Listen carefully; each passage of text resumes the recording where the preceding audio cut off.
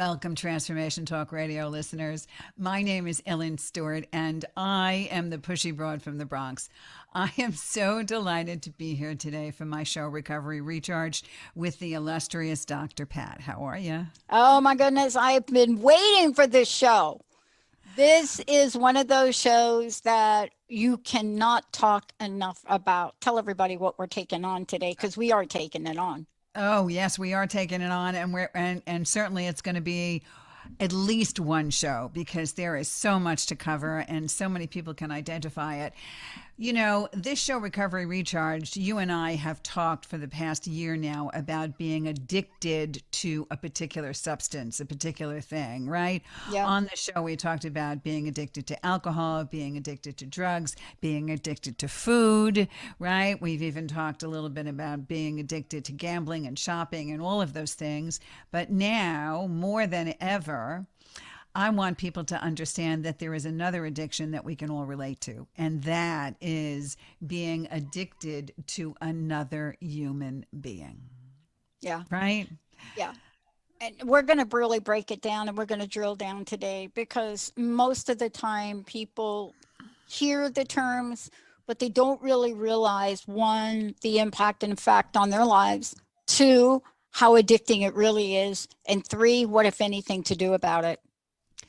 You're absolutely right. So we're going to try to make some sense of it here. We're going to give you some ideas as to what you can do about it.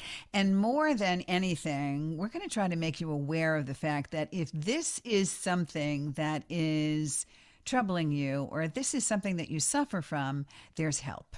Right? You don't have to go this alone, but you have to be aware of what you're doing. And that's why I wanted to bring it to the air today. When we are addicted to another person, we call that term codependence. And codependence actually means an excessive emotional or psychological reliance on a partner.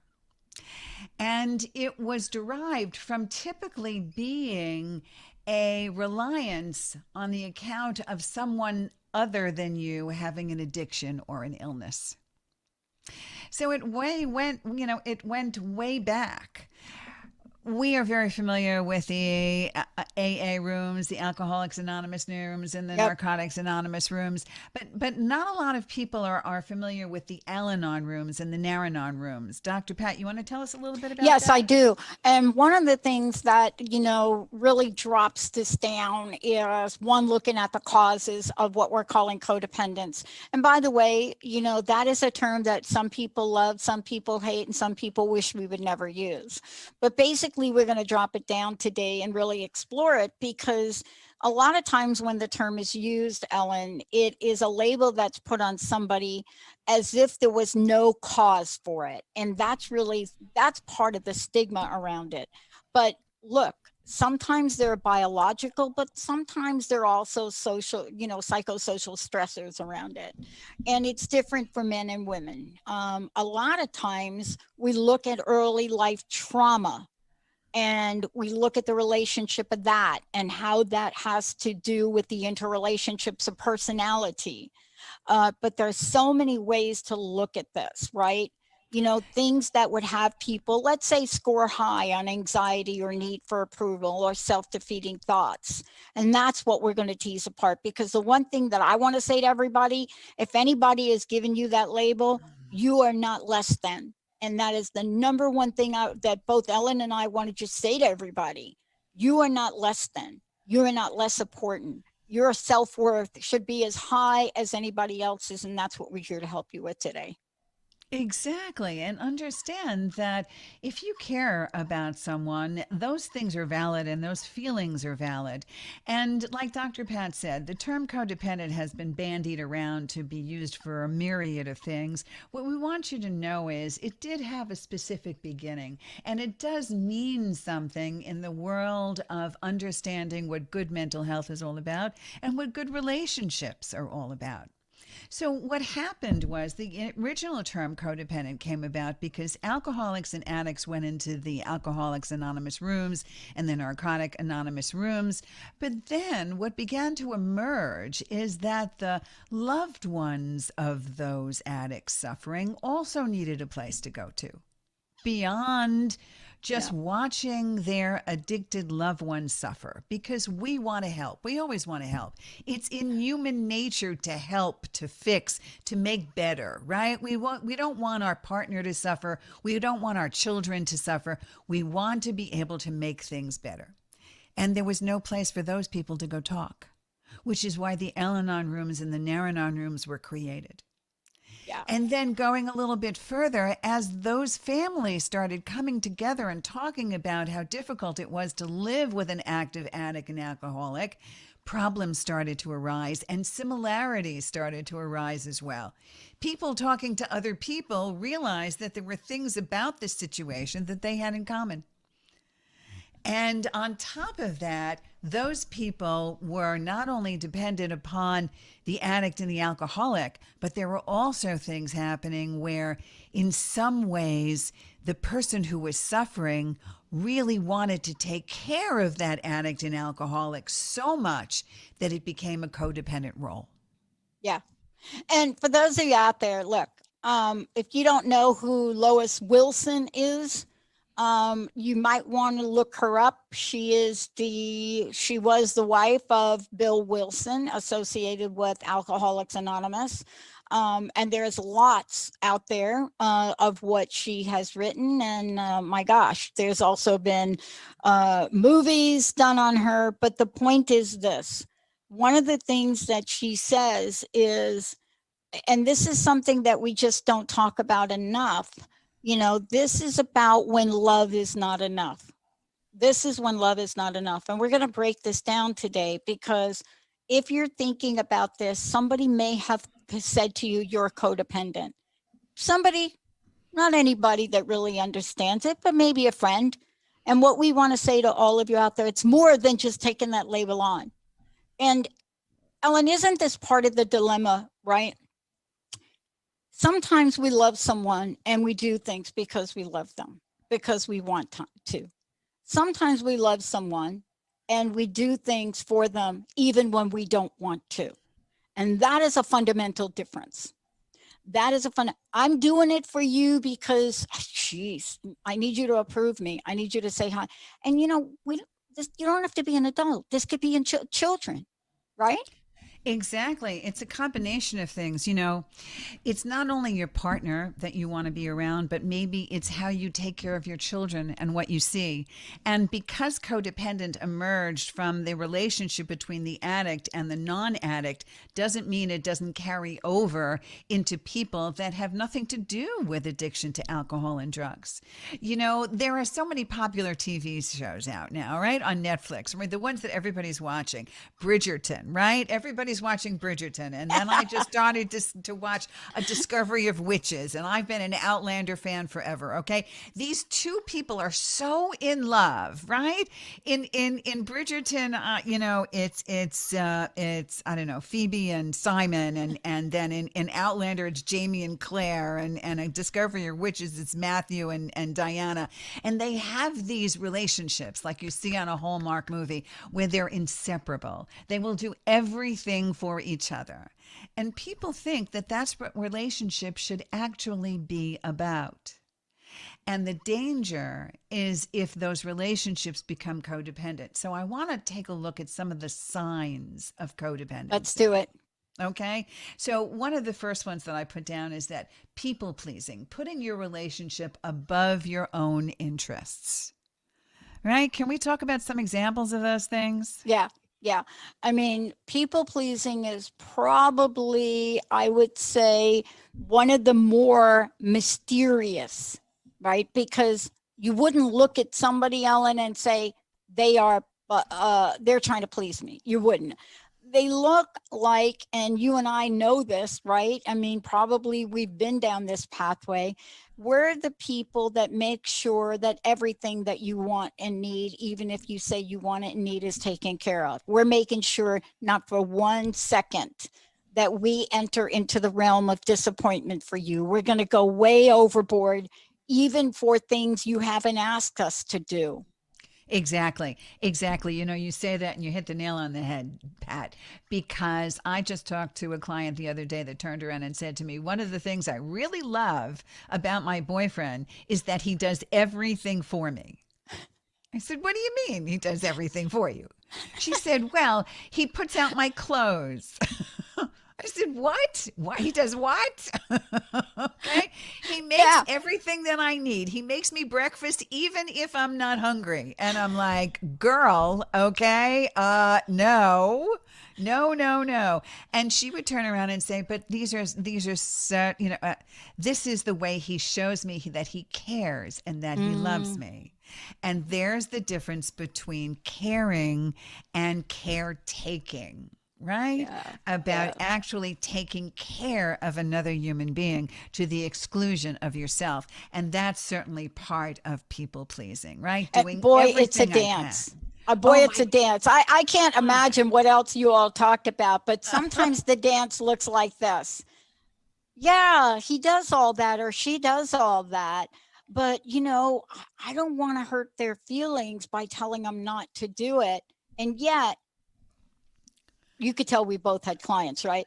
Oh my. Yet, when they don't make your breakfast and you realize it, what is the comment you might make? The Oh, comment you make, Mike, is what Joe. they don't love me anymore. Oh, Joe, you didn't make my breakfast this morning. Are you feeling look, it codependence, you can't do it by yourself. It takes two people. That's right. And understand that the term codependent means mutually codependent, a mutual dependence upon each other. And that's what happened originally between the addict and his or her spouse or Yep. loved one or parent and child. It is mutual, it becomes parasitical. So they're both feeding off each other. And I You want to know, make a distinction that we're going to talk about, if not on this show, another show. I will say this, one of the hardest things to break is a relationship with somebody that is literally classified as NPD, narcissistic personality disorder. I'm not talking about the way we throw the word narcissist around in our pop culture. No, that I'm not talking about. I'm talking about something that really is a living, breathing entity, narcissistic personality disorder. And that could be a whole show. And I want to say to everybody out there listening, we know that if that's you, one, we know how painful that is. We know that that addiction is harder to break than addiction from heroin. We know that. We know it's one of the hardest addictions to break from. And we know what the real hook is. Yes, we know you want to maybe change them or save them. And there are a handful of people right now that work with those of us, those of you that have been in relationships with folks like this. We're starting at the beginning to talk about codependence. We may take on the conversation of MPD later, but right, there's a clear distinction here for a minute, if you don't mind. absolutely, there is. We are really talking about the person that is trying to have a healthy relationship Yeah. and what a healthy relationship looks like. And here are some of the warning signs of what you might want to do to move away from this kind of codependent behavior, including narcissistic behavior. Mm-hmm. For instance, another one of the signs of codependency is if you have difficulty making decisions in your relationship.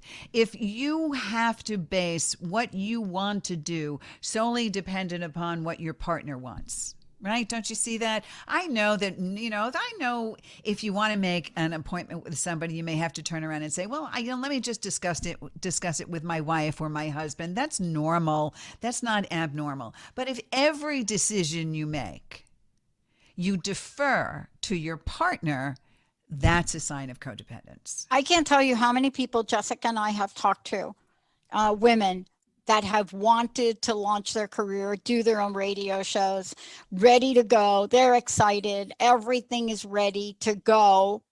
And they have to speak to their partner. And the next email we get is, spoke to my partner. It's a no. It's a no-go. That makes me And crazy. I can't tell you how Oh, heartbreaking it is for us to oh, watch.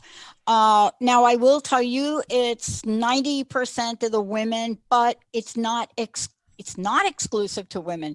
This is not a woman thing. We just need to say that, right? This is not a Absolutely. It is woman not thing. a woman thing. Absolutely not. Women sometimes have trouble finding their voice, but I have a lot of male clients who go through the same thing, especially in the people pleasing category, that they want to make sure that the world thinks well of them. Men are very, very concerned about their outward image. And because of that, codependence is very prevalent in their relationships. It is not only restricted to women, for sure. And I want to stress to everybody out there that a lot of the work that I do in recovery and a lot of the work that I do as an empowerment coach is dealing with codependent situations. So I really have to tell you that I am willing to work on that. And one of the things that, like I said, I do on a regular basis is codependence. So please, you know where to contact me on my 800 Hmm. number, 800 800 887 1757 800 889 1757. Sorry, 800 889 1757, and we'll talk about it. And But in it, let me just say this about your work, because I want to be clear to everybody. This work that Ellen does, this goes beyond addiction. You might be in a very, very harmful codependent relationship with your boss, with a coworker. I mean, this goes beyond that. Because Helen, it doesn't matter. You work with people, helping them across the board. It doesn't matter. exactly, With your across the teacher, board. with your mother, it doesn't matter. But let's talk about some of the other signs, because some of these other signs are less obvious and equally important. Difficulty in communicating your feeling. This one right here, oh, Oh, yeah. well, how do you feel? Oh, fine. Yeah. Fine. I love that word, fine. Oh, my God. And the eyes are, your tears are just rolling down your face. But Yes. why do you think this is? Why do you think that this is a difficulty? I think part of it is that we expect our partner to be mind readers.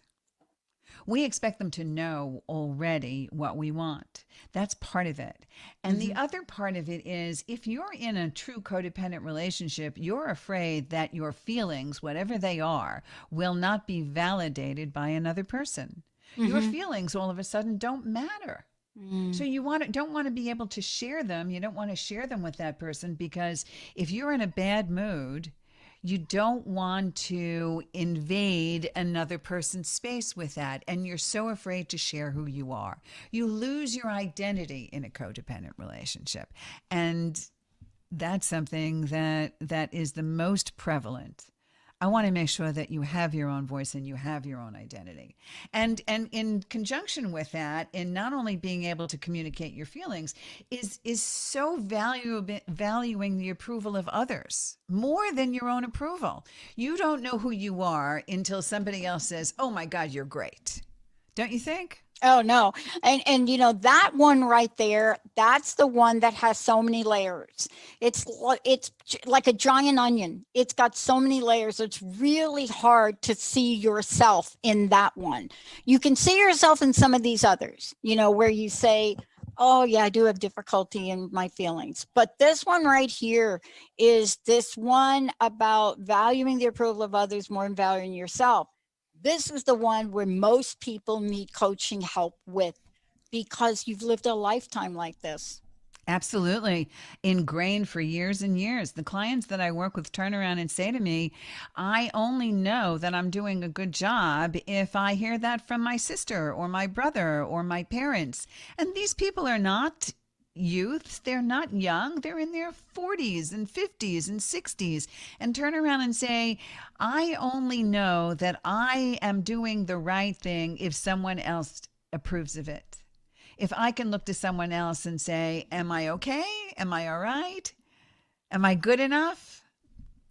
Yeah. That's How often have you put on clothes and you're going to go to the mall or you're going to go out with your friends and you're all ready to go and you come down the stairs, right? You're feeling great. You got on earrings you love. You're ready to go, your favorite shoes, and you're walking out the door. Maybe a loved one, a spouse, or maybe the friend that picked you up says something like, are you sure those blue shoes go with that red jacket? And before you blink, okay, I can feel you all out there, right? I felt the energy shift right here, right here. I felt it shift. And before they're even done with their sentence, you have made a beeline upstairs to change one or the other. Exactly. Exactly. And oh my God, does that make me crazy? It just makes me But crazy. it makes you feel unsure, and it contributes to Yes. this next one, which I think is the most insidious. Lacking Well, trust in yourself and having poor self-esteem. exactly right. And Yeah. that's what happens. You're unsure of your own decisions. You need somebody else to tell you whether or not your decisions are valid. And that is a complete loss of identity. And that's what happens in a true codependent relationship. Not only that, but I see mothers with children. All right. I can't tell you how many mothers are older and they still have adult children living at home. And Yeah. those adult children and the parents are completely codependent with each other.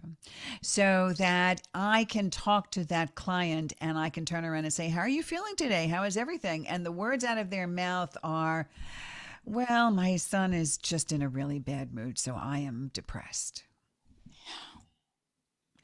Parents are still tied to their children like they're still tied by the umbilical cord, and that Yeah. child could be an adult child and this can be an adult parent. But you cannot, I mean, it's not only lacking the trust in yourself and having poor self-esteem, but it is having your moods be dependent upon another person's moods. Yeah.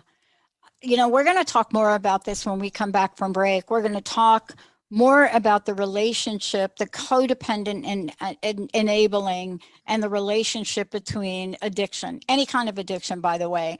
It could be AA, OA, alcohol, drugs, eating, gambling. It doesn't matter. We're going to really point some things out to you. Um, but here's the thing that's really important, right, Ellen? And this is really the key. This is why you have to work with somebody on this. It's because there's a difference between somebody saying to you, "What do you want for dinner?" And you say, "I really don't care."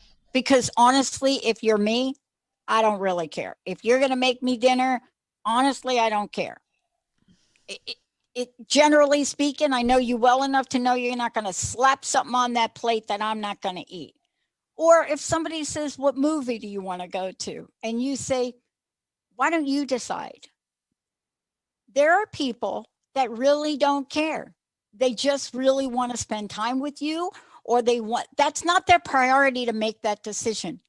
That is a fundamental difference between choosing not to want to have an opinion versus not having an opinion because you're afraid to have one.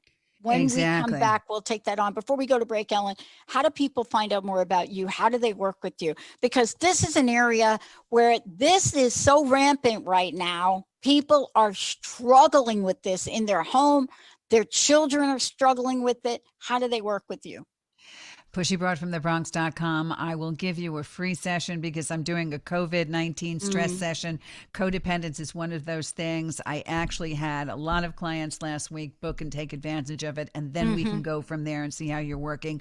Or you can call me toll free at 800-889-1757. We can get to the crux of it. This is part of recovery, having healthy relationships, making healthy choices, and really finding your identity and your voice. And I want to say this. I want to talk about this really, really quickly, what Ellen said.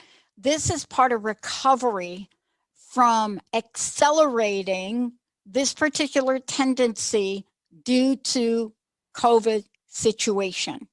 Because what we're finding is things like addiction and codependence have really crept up the scale because you didn't really need to have the tool before, but now y'all living under one roof doing a whole bunch of things and you really don't have the tool. This is why we're doing this show today. Please get a hold of Ellen. When we come back, we're going to talk about enabler. Me? What do you mean? I just told my friend I drive him home. Oh, like when? Oh, like after they're so drunk they can't walk. Oh, okay, I get it. Oh, but you're not an enabler? It's tricky, folks. Let's take a short break. We'll be right back. Okay.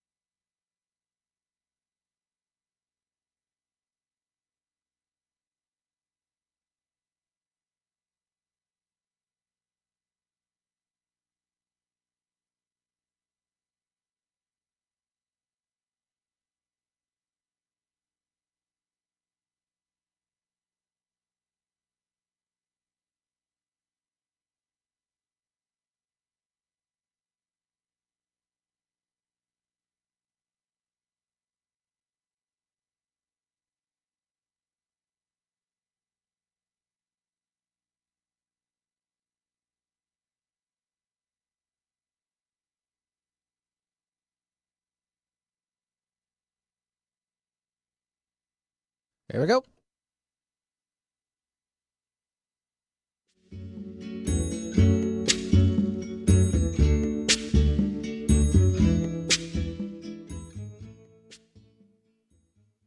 Hey, everybody, welcome back. Yep, look, we are, of course, here with Ellen Stewart, the host of Recovery Recharged, Pushy brought from the Bronx. Today, what she is taking on is something that is so prevalent right now, and especially showing up in the folks she's working with, addicted to another person, how to break the cycle. And as I said before, there are many ways you can find out about Ellen. But Ellen, tell folks again about the 30-minute session. Tell them what you're doing. Right on my website, pushybroadfromthebronx.com, it says book a free 30-minute COVID-19 session to discuss your stressors. And that could be anything, whatever you want to talk about with me for 30 minutes. I'm more than happy. The appointments are filling up, so get in there, make an appointment. You goes right to a calendar, choose a date and time, and I'll be there to talk to you face-to-face on Zoom, or call me at 800-889-1757. We'll make an appointment. Lots of things are kicking up. We're still in isolation, basically. It's going on for a little while until we all get vaccinated. We still have to be ultra careful. And because we are indoors and we're with our family members, lots of stuff is kicking up. And one of those things is what we're tackling today. And it's just the tip of the iceberg when it comes to being codependent. And I want to let you guys know that you don't have to be an addict or an alcoholic to suffer from codependency. And you don't have to be a loved one of an addict or an alcoholic to suffer from codependency. You can be in a relationship that you kind of know needs work. Or maybe it's the relationship between you and your children that needs work.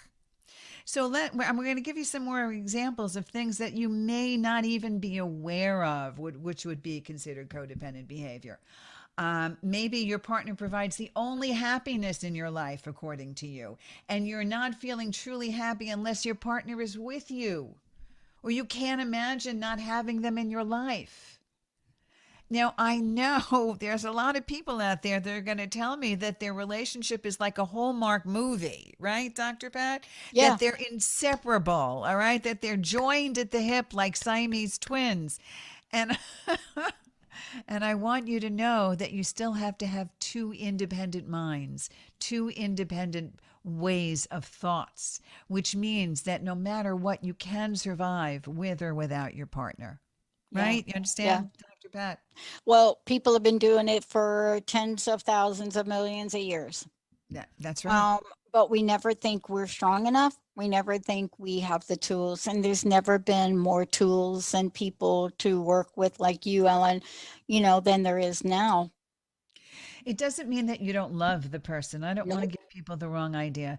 We want you to have the best relationship in the world. Okay. And if your relationship models Bridgerton or Outlander or whatever, we love that. If it's a Hallmark movie, that's fabulous. And if you're completely happy, we wouldn't do anything to change that. But if you want to be able to be you, and go along with your goals and live your life and have your voice and still be in a relationship that complements you, then these are the ways to having a healthy relationship. And you have to understand that your mood does not depend upon your partner's mood, as we talked about before. You can't blame your partner if you're unhappy. If you feel sad, it's not always your partner's fault. Or you're sometimes, here's all the time, just like a Hallmark movie, you're waiting to be rescued, right? Well, let's talk about that. Oh That's my God. one that we can't really see very clearly. It doesn't show up like that. But it really has the underpinnings of, I don't trust myself well enough to do it on my own. I'm not going to be able to survive this if I don't get help from X. I don't think I'm Exactly. going to be able, I don't have the confidence to really do the things I want to do without Y.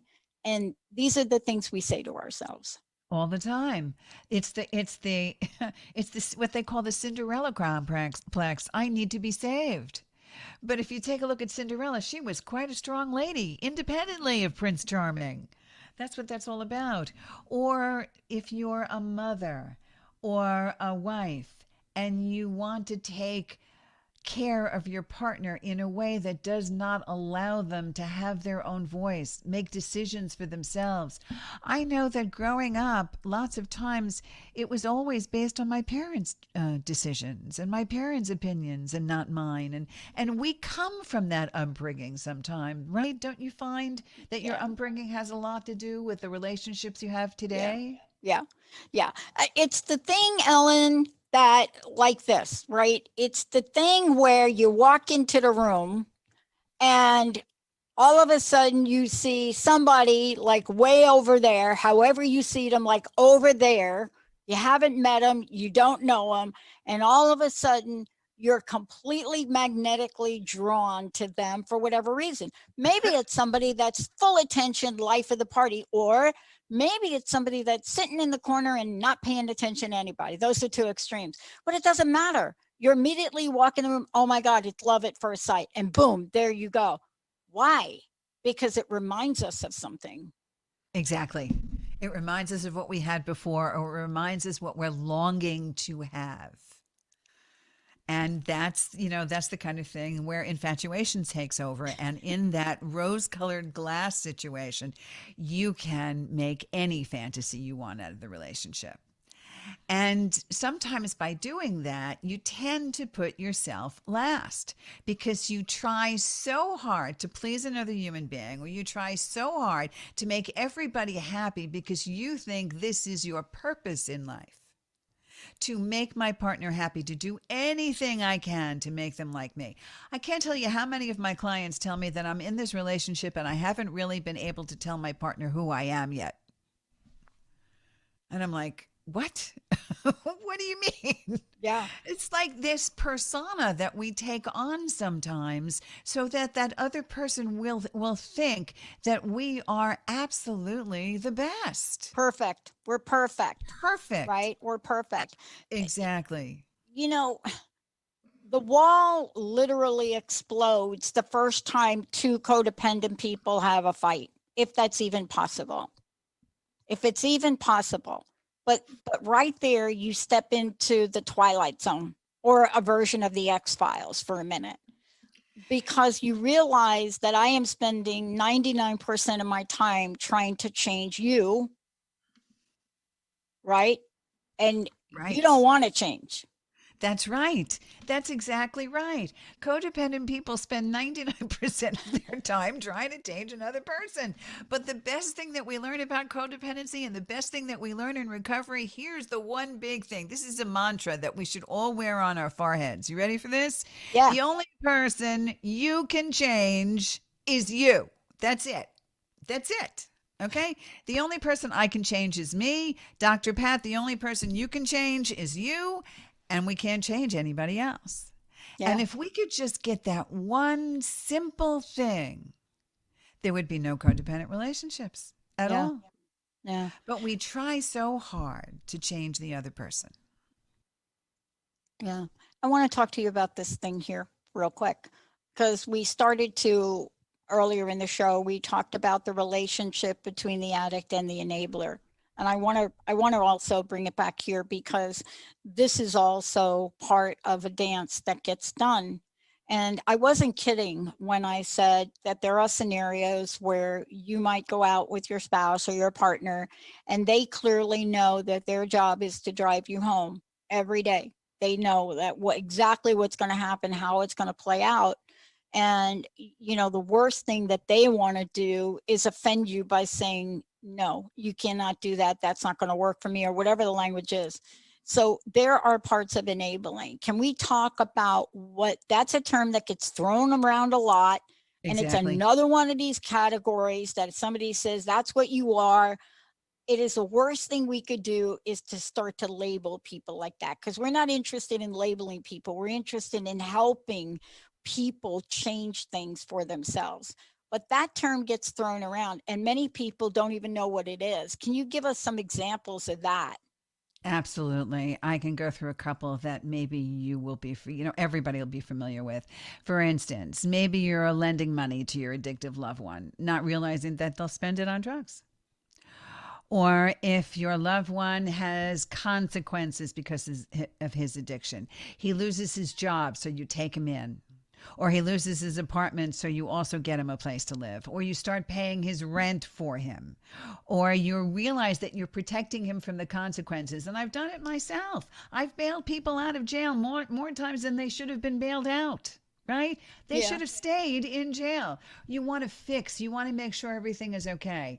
Or you hide the drinking, right? Or the drugging. You tell the family that everything is okay. Yep. You help the alcoholic or the addict off the floor. You tuck them into bed.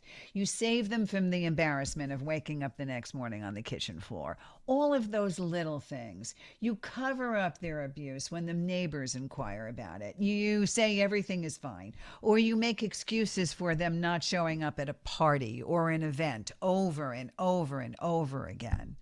Some of those things that we do all the time. Or they keep getting fired from their job, and you keep telling everybody, well, it really wasn't for him and he's moving on to something better, Right.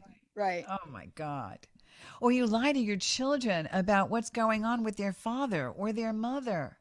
They're not getting out of bed in the morning because they're tired, or they're sick all the time, or you're calling up work and make excuses for him because he can't come in because he's hungover. All of these little things prevent the addict or the alcoholic from reaping the consequences. And what we learn in recovery is that actions, positive or negative actions, have Yeah. consequences. Yeah. Part of this, Ellen, too, and let's address this now. Look, we know these things, and look, we're only touching on a few of these high level things. The impact of all this is low self esteem, shame, guilt, right? And everybody that's listening, you know what it feels like. It also can lead to personal and substance abuse, right? It also leads to a level of addiction to abuse that you think I'll never be able to get out from under this abusive thumb that I'm under. And this is what we're saying here today. We're finding that the acceleration of this, due to the circumstances around COVID-19, they're really accelerating. And yet, this is the way we've got to get you some help around it, even if you don't know what you don't know, because this is new for a lot of people, Ellen.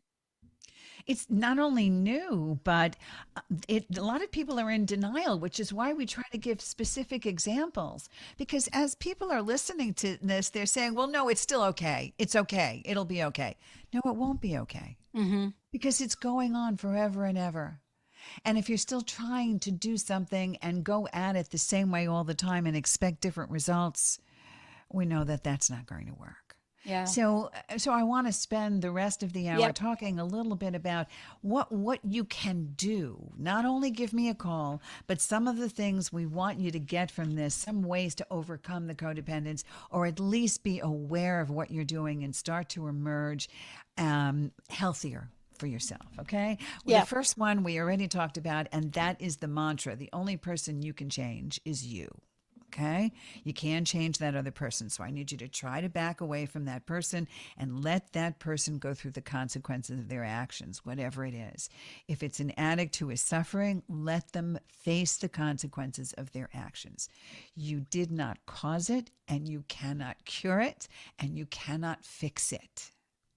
If you're in a relationship that does not involve an active addict or an alcoholic, I want you to know that you have a voice. You have emotions that you can manage. You can be in control of your own emotions. You don't have to fix things or control other people's emotions. And you cannot protect a loved one from facing their own consequences. Right. Right? Right. So you say to And boy, do yourself, we want to, though. oh my God, all the time. You have to say to yourself, you're not a knight in shining armor. You cannot rescue or protect a loved one, okay? You have to let them face consequences. Even young children have to face consequences, right? When they do something wrong, they have to be punished. If they get into a situation that they have to work out, they have to work it out on their own. That's how people learn to think for themselves. Yeah. And the thing I love about what we're talking about, and especially with working with another person, is you learn to do this, first of all, under safe guidance, under non judgmental guidance. And then you learn to do this one step at a time. And sometimes it seems insurmountable. It seems, oh my gosh, I've never been able to blank, blank, blank, blank. Why do you think I can do it now? Well, this is one of these things, just like addiction. This is a journey you don't take alone. You're absolutely right, Dr. Pat. And the first step in this journey is awareness. And that's what we try to bring to the table when we do this show. There are many, many things that you may not have thought were a problem, but they seem to always creep up.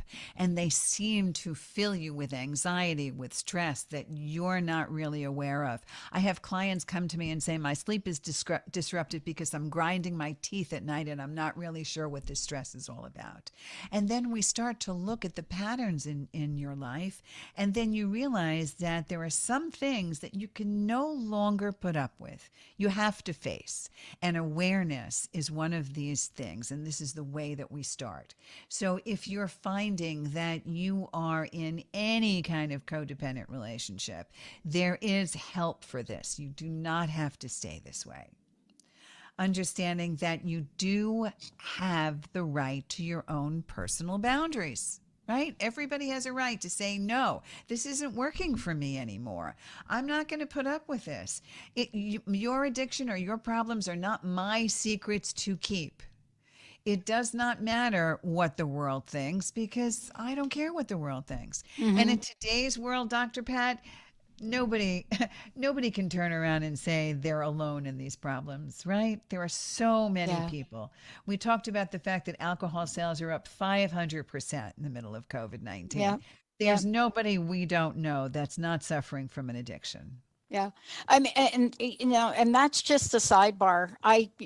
Many of you, a couple of you actually emailed me, but you heard me talk about the fact that I went to get a pizza the other night, and right next to the pizza place is your friendly local CBD, THC marijuana store. And that line on a regular basis to get in there, by the way, they're very COVID safe. So I just need to say that. But the line goes down and around. And, we're not saying that every bit of this is addictive. What we're saying is that the pain of what you're experiencing gets to be too much. And without knowing how you can get relief, what we're finding is food is self-medicating, alcohol is self-medicating, and we want to help you not go down that path.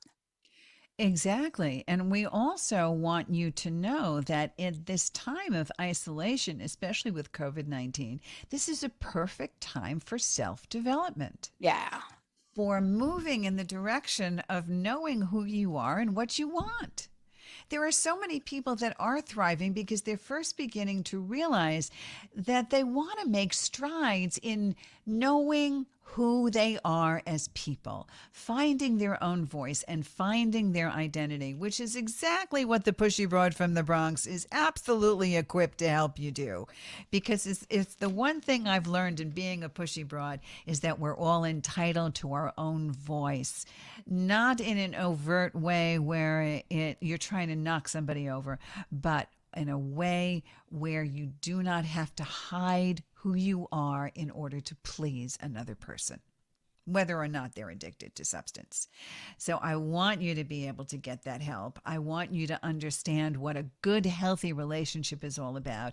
And even if you're not sure if you're codependent, because many people, like you said, don't know the difference between caring and caretaking, and will turn around and say, well, I don't really care what we eat for dinner, right? Or I don't really care what movie we go to.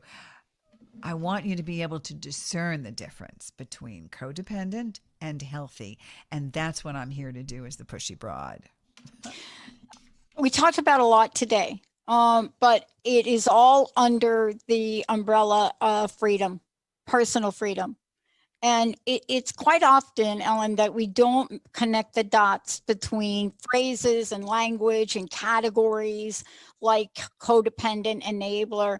We don't usually connect the dots between having that label or feeling that that's you and self-labeling versus we're talking about a pathway to freedom, personal freedom, freedom in the outer Absolutely. world, and a sense of empowerment.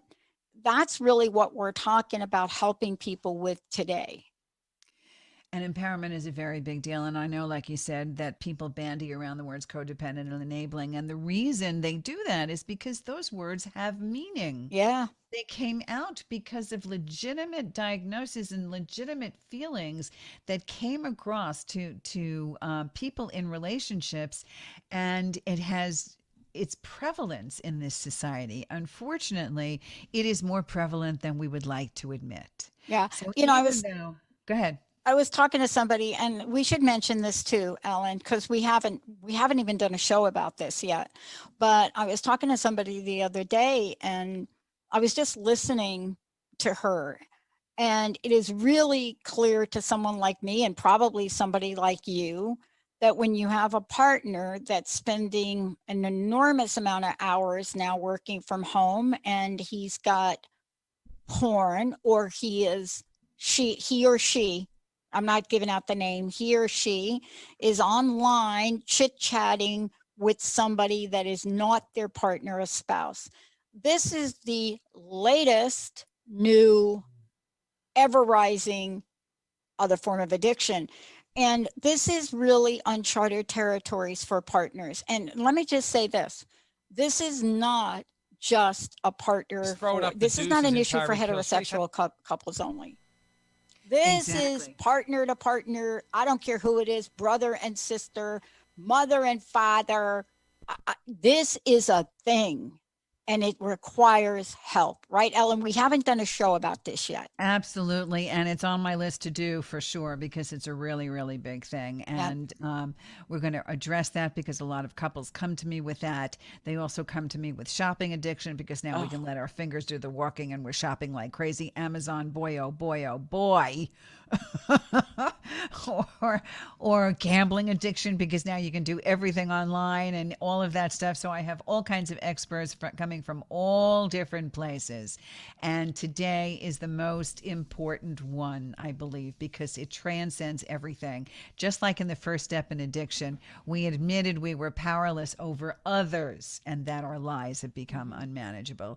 If you find that you are spending too much time and too much attention on your partner or on your children, it is time to learn how to let it go and still love and hold on to your identity and hold on to everything that's really important to you being you, right? The only person you can change is you. and one of the things, Ellen, we should also mention is this: whenever you implement an empowering change in your behavior, in your life, and it has to do with other people, there are ways that we must learn how to go about doing that. That's part of the coaching that we're talking about here today. Of course, there's always the way of walking in a room and saying, you know what, I ain't doing this anymore. Let me tell you, from this point on, this is what we're going to do. God, that Ellen's would be laughing. great, right? Ellen, that may work once in a while, but there are some things that Ellen can help you with. And that is part of it. It's not just the end game or the end results. It's also the how. Isn't that equally important, Ellen? Without a doubt. Oh, my goodness, if I could sprinkle some magic dust and say, okay, all your problems are away, go away. You're no longer addicted to another person. You're no longer addicted to drugs or alcohol. My goodness, would we have a fortune of money?